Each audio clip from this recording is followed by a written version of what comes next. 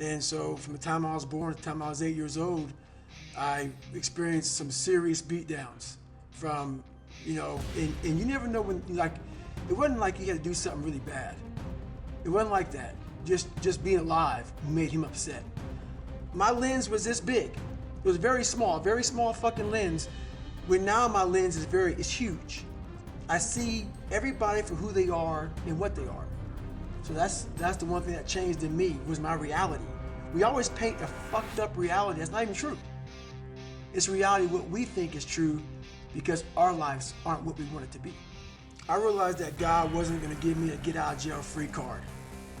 And from the time I was born and to the time I was 19 years old, my life had these hurdles. I constantly hit obstacles.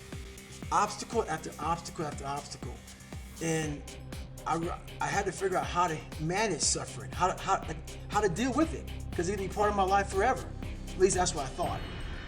So in order to deal with it, I had to be able to conquer it and overcome it and deal with it and know that in this suffering there has to be some kind of growth. With every obstacle, I look at it as friction now. Without friction, there is no growth. You have to have friction in your life to grow. So I started looking at all these different things versus the woe is me mentality. Like, oh my God, look at my life. My life's so fucked up. I come from this fucked up family. I'm being beaten. I'm being abused mentally, physically. I started looking at it as the perfect trial ground. So I had to flip it upside down and say, okay, I'm suffering tremendously, mentally. Use this to your advantage versus your disadvantage. So that's what I did. Versus looking at it as like, oh my God, woe is me, I'm never gonna get out of here. I looked at it as, okay, hang on a second. If I can overcome this, if I can find some power in this, some way to get through this, that right there will be the fuel for the rest of my life. And so I found great strength in suffering. Great strength in it because why? Through all of that, it started to callous my mind over the victim's mentality. I had no self-esteem at all through suffering, but recognizing. You have to recognize what you've gone through. And that right there gave me pride. I realized that very few people could turn upside down what I did. I was able to turn upside down every negative thing in my life. Everything, and use it for power. The reason why I say motivation is crap, because a lot of people will listen to this and they'll be motivated. They'll be fired up. They'll be so fired up it's not even funny. But what I realized in life is to have that motivation. Motivation is just kindling. It starts to fire. But that kindling, once one raindrop hits that little kindling, it's burnt out. That's motivation. So right now, I'm giving you a spark. You're giving people a spark. There's a whole bunch of sparks out here. But it has to be something that's deep down inside. So motivation is like this. If you're married and your wife is okay and your bills are paid and the kids are good and the dog's good, if everything is good, you can find some motivation. Because why? Your life is happy. It's that motherfucker that wakes up in the sewer every fucking day, has nothing to fucking go home to, has nothing. Bills aren't paid, doesn't know when the fucking next meal's coming, doesn't know shit, and still says fuck it. I am going to do what I have to do to get to where the fuck I have to go. That's the difference between motivation and drive, and then soon, obsession. Obsession makes other people, like, so when you're around somebody that's obsessed, most people don't have any fucking idea what to call you. So they call you crazy. They call you crazy because they don't understand where you're trying to go. Right. What the fuck you're trying to do, what you're trying to be. So to the normal person, which we're all normal, we're all very normal, what makes people different is a flip in their fucking mindset. Once they turn that mindset to a point where they no longer want to be so-called normal, that's when you start to find out that motivation is not enough. It's not enough. You have to be that person who, no matter what's going on, if you're a big time runner, you don't care what temperature is. Like a bunch of people I run with, guess what they do every morning? Every night, they look to see what the fucking temperature is gonna be tomorrow. Right. What's the temperature gonna be? So am I gonna run inside or gonna run outside? A person that's obsessed and wants to just get there, they don't give a fuck what the temperature is. They no longer care because they know no matter what's out there, no matter if it's snowing, if it's a damn tropical storm, if it's 20 below, they're gonna run. They don't care. So there's no need to waste the time to look. Right. I'm just gonna go. And that's how you wanna get your mind. It doesn't matter what the fuck's out there, what's in front of me. Because a motivated person is gonna look. Because that weather is gonna fucking change their motivation.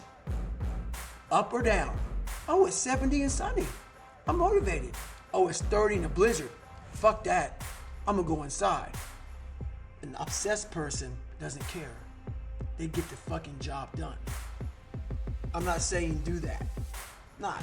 A lot of people get my words and they twist them all up and they get all confused. Don't get confused. What happened in that race for that guy? What happened? On the other end, so this whole thing about suffering, yeah, it sucks. Really bad. Really, really bad. But we all live on this side of suffering. On this side. This nice box that's very comfortable, that we know when everything's gonna happen. We're in it, it's good. We know how everything's gonna turn out. It's those few people who are willing to go on this side of suffering. And once they get through that, ask him how he feels now. His mind, how far he grew. In that short period of time, during that typhoon, during that storm, he finished that race. He grew so much more than the normal person because he was willing to go outside himself. Because on the other end of suffering is greatness. It's not over here. So a whole bunch of us, we put ourselves in this great box. And in that box, there's no suffering in it. So what we do is we shelter ourselves from greatness. So for me, for instance, I was 300 damn pounds at one time in my life. Sprayed for cockroaches, made $1,000 a month. I was living in that box. I would sometimes look over the box and I saw hell, suffering, storms, avalanches, tornadoes. I don't want to go over there, but I knew if I could get through that shit mentally, on the other side was a 185-pound person who's a Navy SEAL, went through Ranger School. Only person to do this, only person to do that, only person to do this. But that's through all of that shit. All that shit I have to go through. So you peek over the box and you go back in and say, oh, I'm okay being 300 pounds, making $1,000 a month. I'm okay over here. And on the other side is where you start to really start your journey. People think they start their journey because they're born. No, there's a lot of people in graves who have lived 100 years and have never started their real journey. Your real journey starts when you go outside that box and you start climbing mountains. You start climbing mountains. And you think you get to the top of the mountain, you go down the other side of it, you think, I'm here, and you look up, fuck, there's another fucking mountain. And it goes on, and it goes on, and it goes on. And just when you're getting ready to quit, you crest that final mountain, you get down and you look, and there you are. And it starts to make sense to you then. It doesn't make sense to you until you get outside that fucking box. I'll talk to so many fucking people, and what I say is not for everybody. So many people don't have any clue on what the fuck I'm saying because they're in this box. And it's their brain. The mind's a very powerful thing. It has a tactical advantage over you all the time.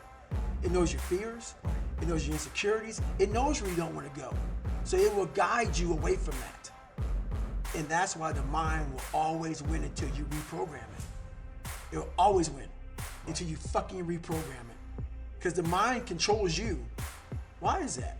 It's your fucking mind. It's your mind.